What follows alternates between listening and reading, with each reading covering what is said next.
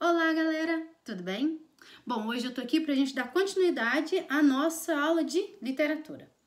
A semana passada eu fiquei devendo vocês a literatura, não porque eu quis, por falta de material. Esse livro que nós temos, tá vendo? Ele não foi tão bem distribuído assim quando ele foi montado. Portanto, o conteúdo de literatura mesmo nele, nós só temos uns 3 ou 4 capítulos, que não dá para absolutamente nada, não é? No entanto, a Rede Eleva, ela tem 2 formatos de montagem dos seus livros. Sejam, às vezes, o livro vem assim, ou ele pode vir encadernado, ó, tá vendo? Eu tenho esse livro do professor, que ele é encadernado. Esse daqui, ó, voltado para o 3º ano do ensino médio e para o Enem. Inclusive, no apogeu de Juiz de Fora, na sede, a Rede Eleva adota esse livro aqui e não esse daqui. Qual a diferença de um para outro? E por que que o Instituto pode oferecer os 2 materiais? Bom, ambos são direcionados para o Enem, obviamente. Porém, esse daqui sai mais barato, a impressão, do que este. O porquê? Não me pergunte, que eu não sei dizer. No entanto, desde o começo, quando eu peguei a turma de vocês, eu soube que eu teria problemas com a literatura. Por quê? Porque nós trabalharíamos, a instituição de Lima Duarte escolheu trabalhar com esse material, porque ele é completo, ele tem... No aspecto geral, ele tem tudo que se precisa para o Enem, porém, ele deixa um pouco a desejar no aspecto da literatura. Em relação a isso, a instituição me deu autonomia de agregar ao conteúdo da literatura aspectos tirados de outros livros, essas coisas. E aí eu escolhi esse livro que eu já falei para vocês, que é o livro adotado pela sede lá em Juiz de Fora. Portanto, vocês não receberão esse livro. E como que a gente vai trabalhar a literatura se vocês não tiverem esse material? Bom, nós vamos aproveitar o que nós temos de tecnologia a nosso favor e é isso que nós vamos usar, tá bom? Todas as nossas aulas girarão em torno desse livro. As atividades estão aqui, elas não vêm com as respostas. Então, eu tirarei fotos dos exercícios e mandarei para vocês, tá bom? Se alguém quiser o livro emprestado para xerocar, alguma coisa assim, vocês podem fazer isso. E a gente vai ter esse probleminha só com a literatura mesmo. A redação nós vamos continuar usando esse, tá bom? É um conteúdo complementar, por assim dizer. E eu me achei assim na obrigação de dar uma explicação para vocês. Já falei muito e nós vamos hoje, então, entrar nesse livro, nesse material complementar, no módulo 6, que chama Gêneros Literários. E a gente vai falar do gênero lírico. Nós já falamos os tipos, os gêneros literários existentes. Tem o drama, o gênero lírico, e nós temos o gênero épico. Espera que eu perdi o chinelo. 1, 2, 3, voltando. E no gênero lírico, a gente sabe que é aquele gênero responsável pela emotividade, pelo sentimentalismo e tal, e por aí vai. Bom, quando a gente fala em lirismo, em gênero lírico, a gente não deve se prender apenas ao lirismo no sentido de musicalidade, já que lírica vem da lira, que é um instrumento musical, mas na literatura, lírica e lirismo tem um significado bem mais abrangente que a musicalidade. E na última aula de literatura, nós falamos sobre uma literatura pós-moderna, né? Então, se a literatura ela sofreu as alterações e hoje a gente está vivendo um momento literário pós-moderno, que foi além do modernismo, que foi o último movimento literário consagrado, o que nos resta estudar então? Bom, nos resta ficar fazendo essas idas e vindas, essas voltas em torno dos outros movimentos literários que já existiram e observar ao nosso redor a influência deles, porque é o que cai no Enem. A literatura do Enem, ela é muito contextualizada. Lá não tem, assim, uma questão única exclusivamente do realismo, nu e cru. Não tem. É um realismo contextualizado, influenciado, ou um aspecto do realismo que aparece hoje na modernidade. Então, a gente precisa saber fazer essas associações. O gênero lírico, nesse material, ele vem falando da lírica romântica e da lírica moderna. E qual a diferença de uma e outra? Bom, vamos lá. Tô bebendo café.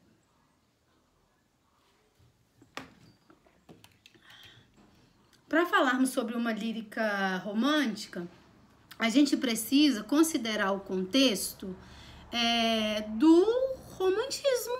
Não é o mais próximo que a gente consegue chegar?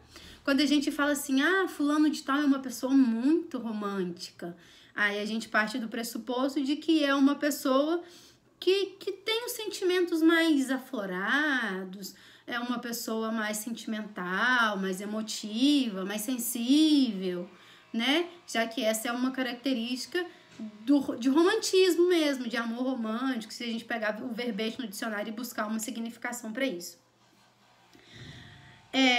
E se a gente fala assim, fulano de tal não é romântico, não, fulano de tal é moderno. O termo moderno, então, parece serem aquelas pessoas que não têm sentimentos? É assim? Ou é romântico, do tipo romantismo, lá do século XVIII, XIX, ou é moderno e não tem sentimento? Não necessariamente, tá, gente? Vamos ver primeiro uma coisa e outra. O que foi o romantismo? A gente sabe que o romantismo foi um movimento literário que abalou as estruturas do Brasil. Sim, por quê? Porque foi o primeiro momento em que o sujeito, em que o ser humano pôde olhar para si enquanto sujeito e se descobrir. E explorar tudo que pode existir, tudo que lhe compõe, falando de uma forma poética, né? E como veio esse descobrimento, como veio essa espécie de libertação? Bom, ela veio quando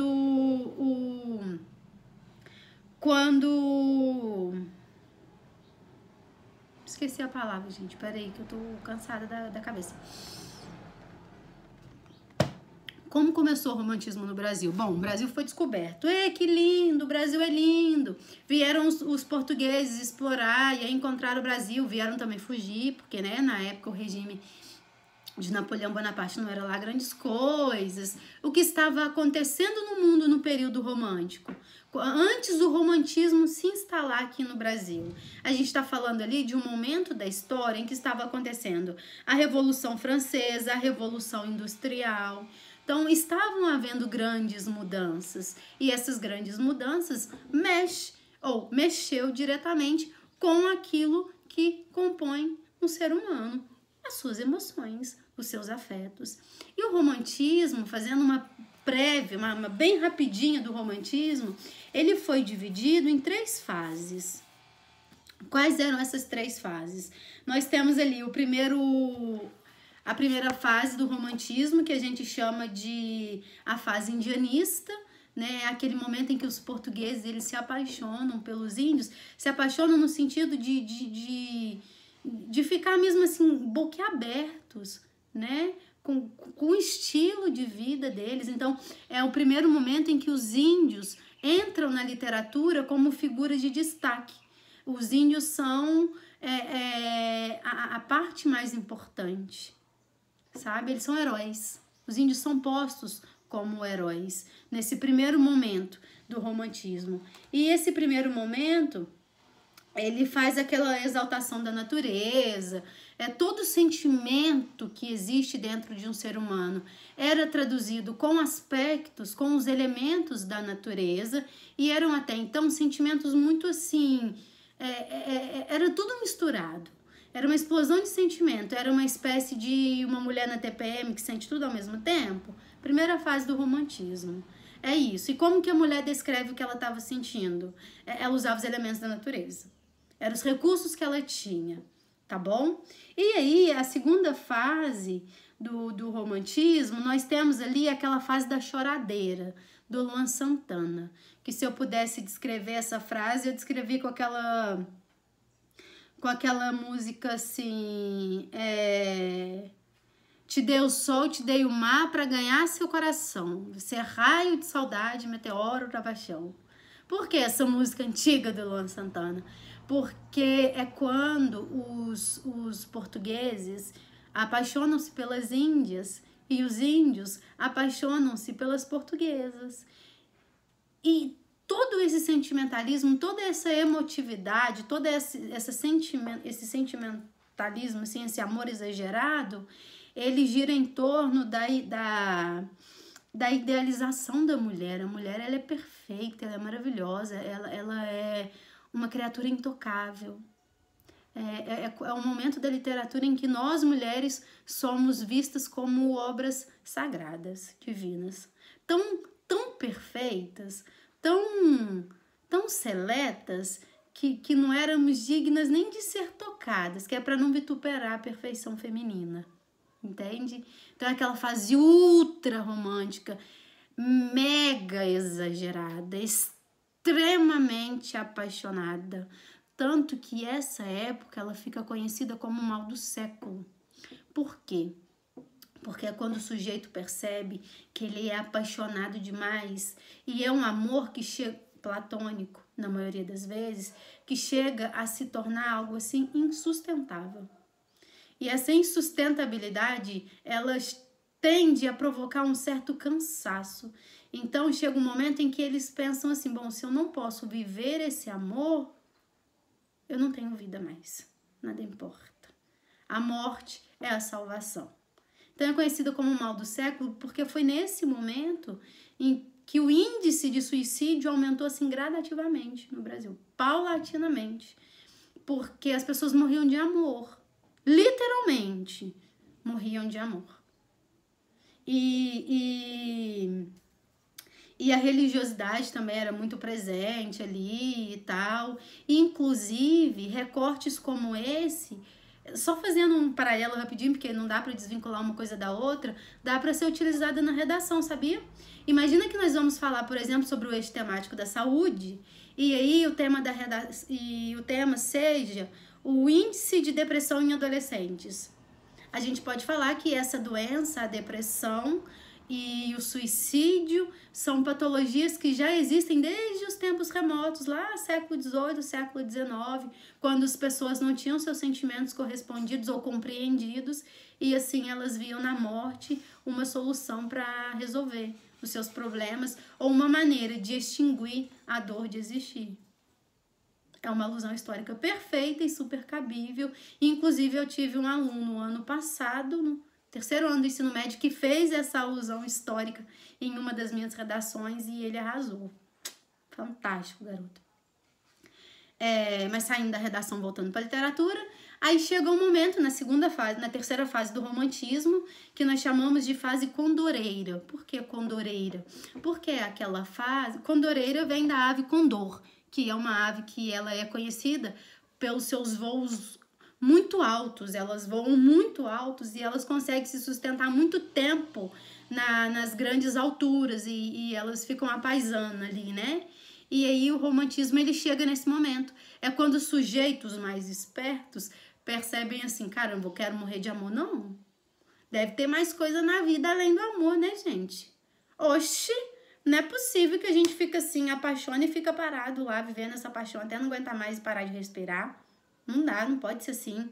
E aí a fase condoreira é a fase em que a mulher, ela deixa de ser esse objeto de desejo perfeito, intocável, divino, e ela passa a ser ela passa a ser atingível, por assim dizer. Então, o erotismo, ele aparece muito. A mulher, como ela deixa de ser a projeção do amor, da perfeição, e passa a ser objeto de desejo mesmo. É para usar mesmo. Felizmente. Então, o erotismo aparece na literatura. Aquele amor platônico, ele é todo erotizado nas obras literárias, nessa terceira fase do romantismo. E aí começa já a voltar para acordar para cuspir, né? É aquele momento da literatura em que a crítica, a denúncia social, a percepção do que está acontecendo ao redor, ela se torna mais aflorada, e aí os sentimentos não deixam de existir, mas eles são acalmados, a poeira dá uma baixada, as pessoas conseguem sair desse campo de amor platônico e começam a enxergar a vida como ela é. Tem outros elementos na vida além do amor, além daquela pessoa, além daquele objeto de desejo. Entende? Então tem esse terceiro momento da literatura. E a lírica romântica, ela gira em torno disso, dessas três fases. Quando a gente fala assim, fulano de tal é um romântico, hoje a terminologia romântica refere só a um sentimento. A pessoa é sensível, delicada, é emotiva, essas coisas. Se a gente fala de um poeta, de um escritor do período do romantismo, a gente não chama ele de romântico. A gente chama ele de romancista. Romancista porque ele pertenceu a um movimento, tá bom? Então, eu sou romântica porque eu sou sensível e tal. Gonçalves Dias foi um romancista, um escritor que pertenceu ao movimento do romantismo.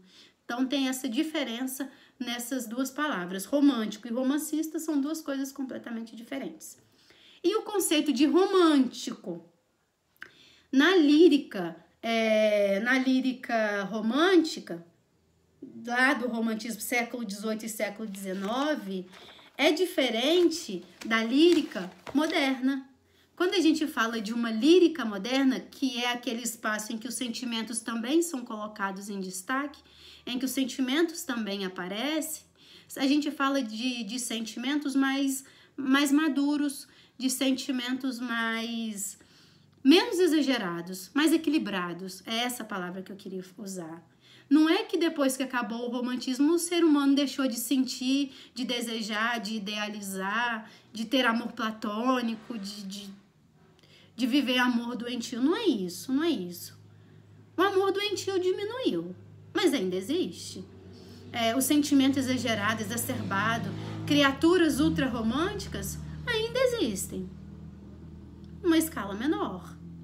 Hoje, nos tempos modernos, os românticos ainda existem. Claro que existem, vai existir para sempre. Enquanto tiver sujeito na Terra, vai ter sentimento. E esse sentimento pode ser traduzido de várias formas. Tá bom? Então, o romantismo não morre, não morre. A diferença entre a lírica romântica para a lírica moderna é só a intensidade com a qual elas acontecem. A lírica romântica é uma lírica muito intensa, muito... Luan Santana na fase dele de começo de carreira, aquela coisa exagerada de sentimento, sabe? E a lírica moderna é um falar de amor, é um falar de sentimento, é um se expressar, mas é um expressar-se com um ar de realidade também, né, gente? Tudo evolui. A maneira como a gente sente evolui. A maneira como eu era apaixonada por um colega de escola lá, quando eu tinha 13 anos, é completamente diferente da maneira como hoje me vejo apaixonada pelo meu marido. Por quê? Porque eu, sujeito, mudei. Então, a minha maneira de enxergar e de sentir afetos também mudou. Isso passa por transformações e na literatura não é diferente. E a proposta dessa semana é fazer essa observação, a diferença entre a lírica romântica, aquela lá do século XVIII e XIX, e a lírica moderna, que é essa mais palpável, mais próxima de nós, já que a gente já está falando do século XX e século XXI. Tá bom? E como vocês terão acesso a tudo isso que eu falei? Eu sei que eu falo rápido, exagerado e misturo um monte de coisas. Gente, calma o coração, que eu sou boa do coração. Eu vou mandar fotos para vocês do conteúdo. Se vocês quiserem uma aula mais detalhada sobre o romantismo, uma aula extra, né, Lica? Tem como você falar um pouco melhor sobre cada uma das fases do romantismo, assim, com riqueza de detalhes? Óbvio, é só vocês pedirem lá no grupo e se for à vontade da maioria, a gente programa esse encontro, tá bom? Eu vou mandar foto para vocês do conteúdo e dos exercícios que eu gostaria que vocês fizessem. E vou mandar também foto de um quadro dessa apostila que eu trabalhei no 3º ano do ano passado, que ela faz um resumo muito legal do romantismo, das suas 3 fases e das características gerais e também dos principais autores de cada um dos momentos do romantismo, tá bom? No mais, é isso. Nós estamos falando, então, na literatura da lírica romântica e da lírica moderna, e vocês vão ter mais informações quando receberem as fotos que eu vou mandar para vocês. Se tiver alguma dúvida em relação ao material, em relação ao conteúdo, qualquer dúvida, não hesite em me chamar, tá bom? Porque só assim eu vou poder saber se o material está correspondendo à necessidade de vocês ou não, se a minha didática está funcionando ou não, tá bom? No mais é isso. Beijos de luz, amo tanto cada um e estou morrendo de saudades. Tchau, tchau.